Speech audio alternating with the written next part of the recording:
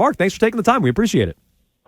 Hey, guys, no problem. How's it going? We're doing well. So I am curious about a variety of things, but you spent a lot of time eyeing Mac Jones in the locker room, and I guess what was your takeaway? For those who haven't read it or those who didn't hear us reading it earlier today, what was your takeaway? What was your read on Mac sitting in his locker for a good 20, 25, 30 minutes?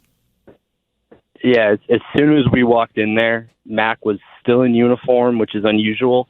He was just like staring blankly, like in his locker. And I've covered every game that Mac's played, over the last going on 3 seasons now, and I haven't seen him act like that after a game. So my first reaction was just honestly to sort of sit back, watch. You can call me a stalker if you'd like. And I was like, I'm just going to sort of detail what happens here because it's unusual. I haven't seen anything like that from Mac since. I mean, there was one time last year after Miami, but he got hurt. And he was like in pain, and the doctors were sort of around him, so it was a little bit different. Like he had a back injury. So this time, I'm like, wow, he's really pissed / depressed, and I want to sort of see what happens. What's the interaction like? What's he doing? And it was a slow sort of boil for him. I mean, that's why I honestly sat there with my phone and my notes app, just taking notes. And I'm like, you know what? This is different. I know everyone else is going to write. There's like a million people who cover the Patriots these days anyway. So I'm going to try to be different and just detail what's going on because I felt that it was unusual. And I kind of wanted to show everyone who's not in the locker room, hey, here's what Max Jones doing. Here's what time he's throwing away a protein drink or eating a protein bar. And I'm going to take you along for the ride.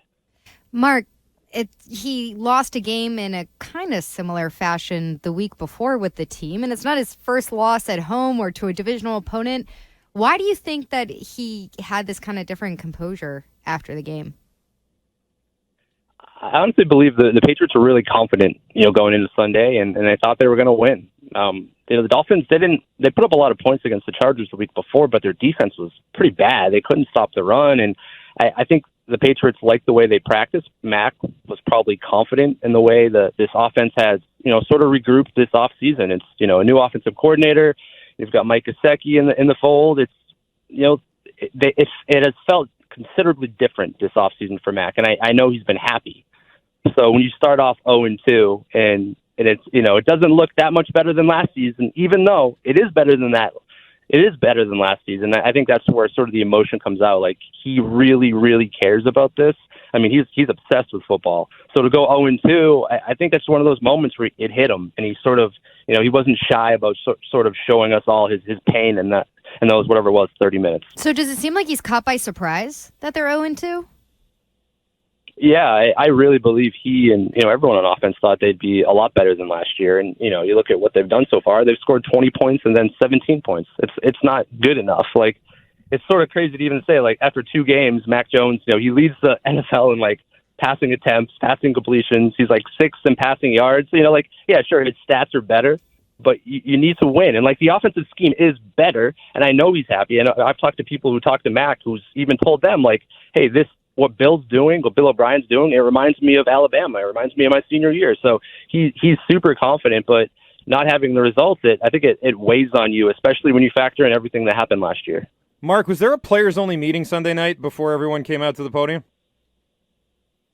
That's a good question. I don't think so. There was some type of players meeting leading up to that game. I know Kendrick Bourne sort of alluded that to me when I talked to him after the game, that a lot of the guys got together to talk about sort of how they had to respond. And I followed up with, was that tonight? He said, no, it was like a couple days ago. So no, I don't believe it was Sunday night. I believe they all met sometime following the loss to the Eagles. Okay, the only reason I have Fourier was talking about it today, and he said that people were kind of slow coming out of the locker room and that, Bill was the first one out so that maybe the players all sort of talked to each other. And based on your sort of account with Mac Jones, I kind of wondered, like, maybe there was a meeting and it wasn't a good meeting and Mac was depressed about it. I don't know. It was just sort of an interesting kind of tidbit there, and I wasn't sure why everybody was kind of late to the podium.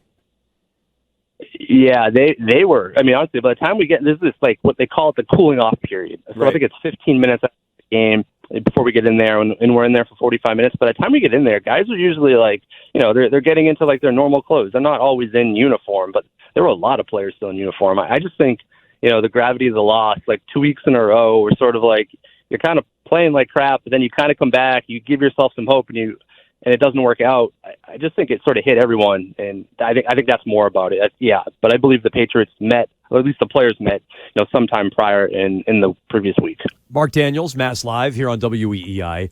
You used the word pissed earlier, and I know they're 0-2, and I get they're frustrated about that. But beyond just the record, what would Mac be pissed about in your estimation? Adam Self for the interception, the execution, probably he wouldn't say this, but I would venture what's happening on the offensive line. And sure, you can't control two guys having concussions. You can't always control Michael Onwenu and Cole Strange not practicing all summer, or Calvin Anderson not practicing all training camp and then starting. So maybe there's this bad luck or injury stuff, but what's happening up front, it's really limiting the offense in terms of what they can do. And I think what they've wanted to do, this is supposed to be a higher octane offense under Bill O'Brien, and we're really seeing more quick hit, short type passes where Mac doesn't have time to throw deep, and they don't really can't run the ball up the middle. Ramondre Stevenson's a good running back, and the only reason the numbers don't reflect that is because of the offensive line. So I would venture towards that type of stuff. A lot of people were disappointed by the amount of screen passes. You talk about that short game. I'm one of those people that we saw on Sunday. It reminded me a little bit too much of what we saw from last year's offense. Do you have confidence that we're going to see a deep ball game develop with this offense this season? Do they have the personnel where they can develop that side of the offense? That's a great question.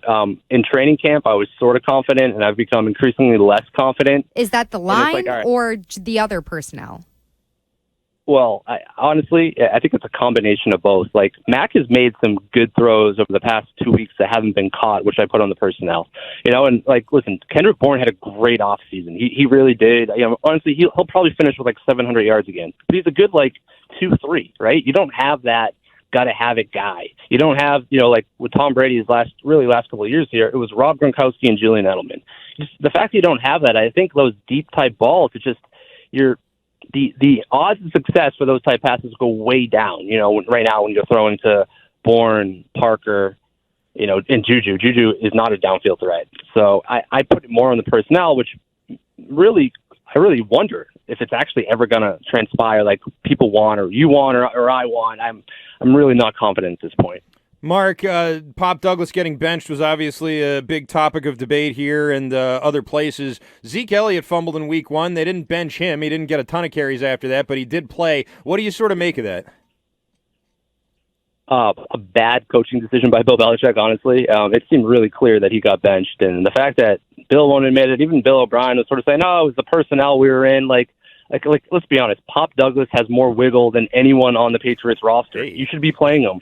Even before he fumbled the ball, the fact that he was able to make actually somebody miss and get upfield, we're not seeing that from anyone else in the roster. This offense isn't good enough to not play that 6th round, 5'8" slot receiver right now, and that's just the sad truth. So I hated it. I hated the decision, and it just, I don't know. For me, with like Bill Belichick and things like that, it just feels like he's like gaslighting the region. Like you can just or just say like we did what was best for the team. That there's an easy out. Don't be like he wasn't benched. He played on special teams. Just like, yeah, sure. Malcolm Butler also played one special team snap, but he was still benched in the Super Bowl. Like, we all know it. Like, just come out and say it. So, yeah, didn't agree with it whatsoever. I think the Patriots should play Pop Douglas more, not less. Before we let you go, Mark, David Andrews, I think, was asked about the belief in the team after the game on Sunday, or lack thereof. He said, I don't think there's a belief problem. Matt Judon gets up to the podium and says, hey, we're not a bad team. Mac is all despondent at his locker.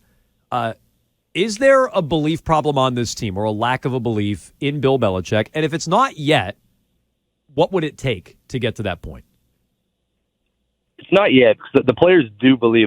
They honestly are confident. This is a really tight-knit group that I've noticed. Like a lot of the new guys, even Juju and Mike Gesicki, they've all fit in really well. These guys get along and hang out off the field.